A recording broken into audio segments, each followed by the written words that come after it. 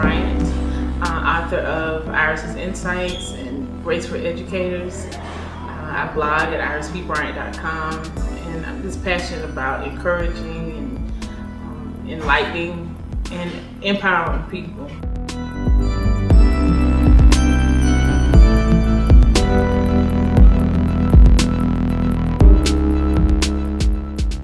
I am Tamika Marable King, host of Tika Talks, 38-year-old mother of 5, been married for 6 years, had a lot of ups and a lot of downs. So, just doing the thing that God has called me to do. God has called me to encourage, uplift, inspire, to speak with a boldness and a readiness to obey Him and to allow people to see through my transparency how great He is and how you can conquer different things. My story begins, it goes back to an experience at 4 years old that began to mold me in a rather self-destructive way, in a negative way, lowering my self-esteem and my confidence, and then also questioning who I was and what I desired to do. And so that continued on up until my young adult life, and I had many experiences of just hardships, many trials, violence and things of that nature. But the flip side is God's greatness and His mercy and how He came to rescue me in the darkest of dark pit, okay? But hey, look at me now. I really, really love to see other people winning, doing well, doing what they're called to do. So this feels great, The one thing I desire that people would take away is their ability to forgive and how big forgiveness really is. It's a very toxic thing to struggle with unforgiveness, and it will infiltrate every area of your life in the most negative way. So once you understand the power that is in forgiveness, your life is going to change, and for the better and for your benefit. Oh my goodness. I did enjoy the photo shoot. I was a little nervous, but they were good cheerleaders. My name is Tamika Marable King, and this is how I got over. This project it means a lot to me. I had participated in an anthology project a couple of years ago, and we submitted our works, but we never came together. So I never met any of the women who were on that project with me. But during that process, I thought about the women that I'm connected with who I feel had stories or had testimonies that needed to be shared. And I wanted to just create an avenue and give them an opportunity to share their messages.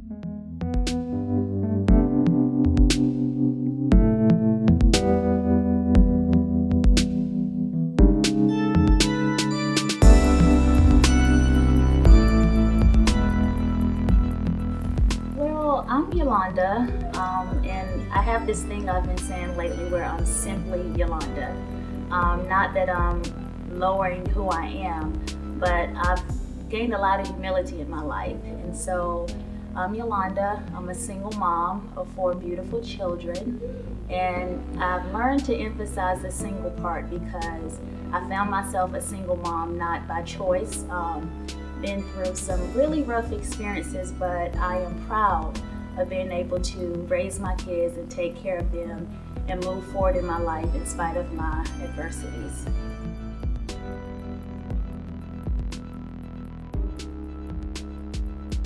It has been a very good experience being here today with the other ladies.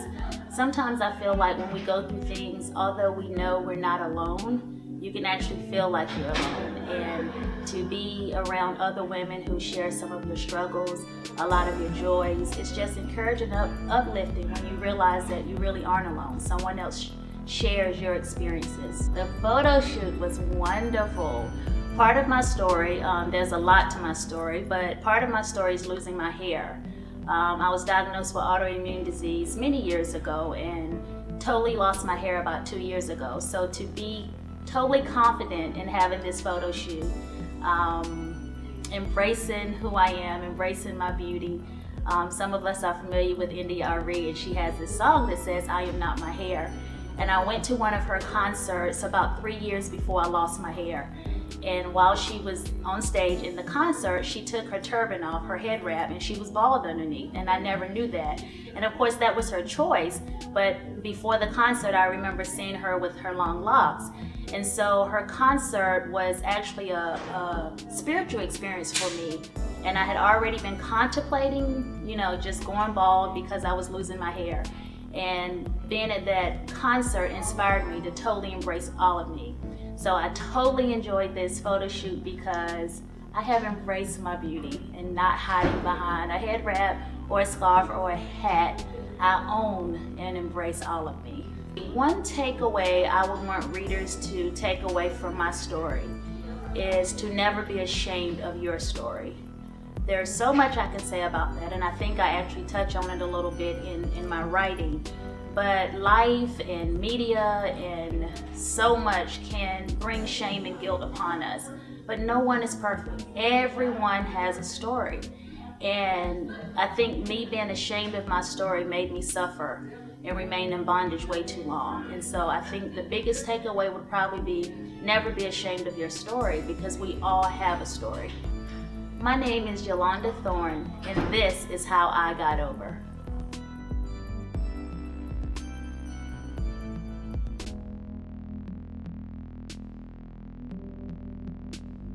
My name is Sharon Garnett.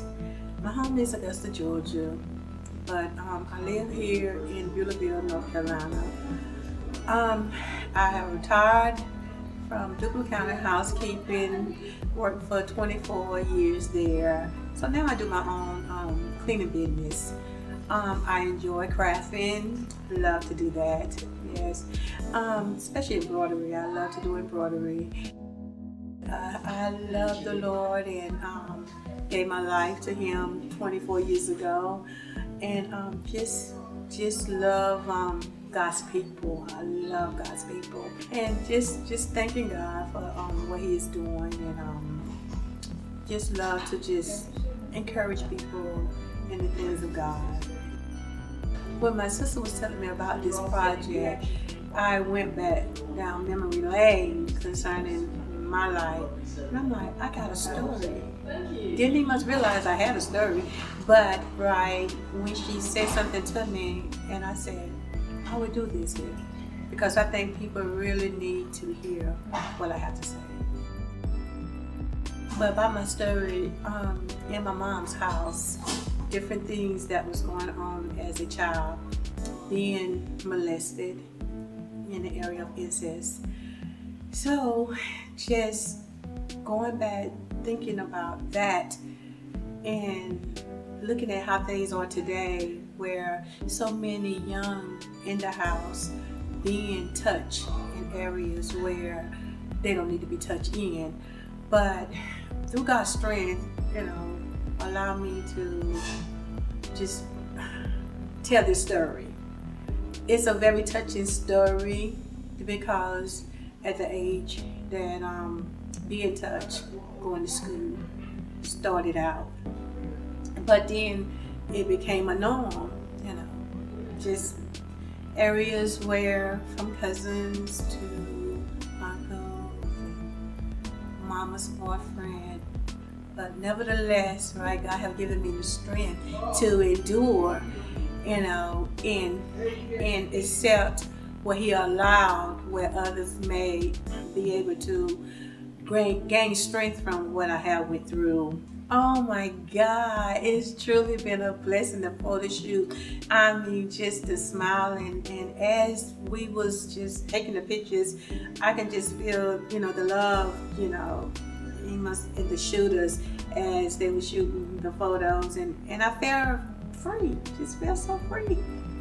My name is Sharon Garnett, and this is how I got over.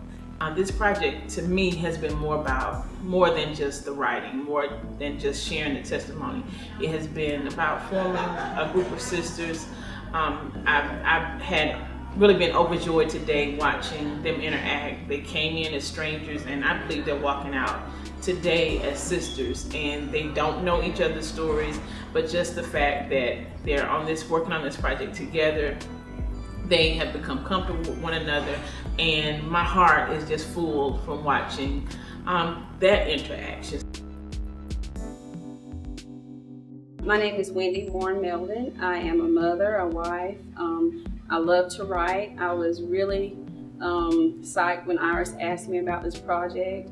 At first I was like, God must have heard my prayer, because I've always wanted to be a published author. I am published as far as poetry is concerned, but not actual story. So when Iris gave me this opportunity, I really I jumped at it, and I thought, well, you know, God must be hearing me. I also love people. I'm a people person. I love to take care of the elderly in the surrounding communities, and I love to travel. I have a lot of patches to put on my quilt, and this is just one of them.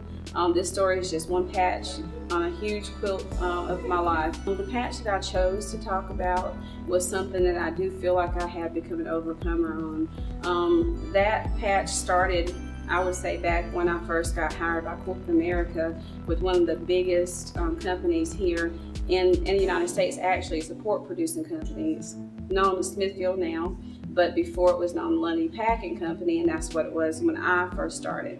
So that's when this patch started in my life. Long story short, I was in an accident that actually reshaped the part of my life that I thought, and the path that I thought I was on. It made me a better person. It made me humble, compassionate, and I also learned a lot through that experience about my personal relationship with God, that it was my relationship and no one else's, and that it didn't matter about outside influences, or it didn't matter what the preacher said, or the deacon or the mother said. It was what God said. He spoke to me very often during that time. I even got to a dark place in that part of my life, but there was a light shone. And when the light was shown, I knew it was God. I had no doubt. So that part of the patch, you know, I think that part of the quilt had to be there. That was more or less my foundation piece. And that was the piece in the center that all the other pieces could grow from. Oh, photo shoot was different for me. Honestly, have to say that I do not like taking photographs. When you read my story, you'll understand why. Because a part of this patch is that my outside appearance it's been altered because of a car accident. So I'm kind of shy about taking photos. I don't think I'm pretty, and that's okay. I've learned to deal with that, and that was a part of the trauma that I experienced. But being pretty on the inside is way more important to me than being pretty on the outside. So I kind of got a kick out of the photo shoot. The one takeaway I would love for readers to get from my story is to develop your own personal relationship with God. Because so often we get caught up in the rhythm of tradition. We get caught up in you know, what our parents did or what our grandparents did, where they went to fellowship. But fellowship should be daily. It should be actually hourly. It should actually be minute by minute, second by second. Because when you speak to God on a daily basis, you learn to hear His voice as well as He learns to hear your voice. And I compare it to my son. When he was a baby and we'd be in a crowd, I can hear him cry, and I could tell exactly which one of those babies were mine when we go to the doctor's office. So I feel like God knows our voice, and we should know His, as well as Bryson could hear my voice and know who his mother was out of all the people in the doctor's office. So developing your own relationship with God, I think, is the takeaway that I would love for people to take away from the story. Sure, I overcame addiction. Sure, I overcame the accident and all the maxillofacial surgeries that I had. But more than that, the relationship that God put into me and the relationship that we have was the biggest and by far the most wonderful thing that I got out of this. I am Wendy Warren Melvin, and this is how I got over.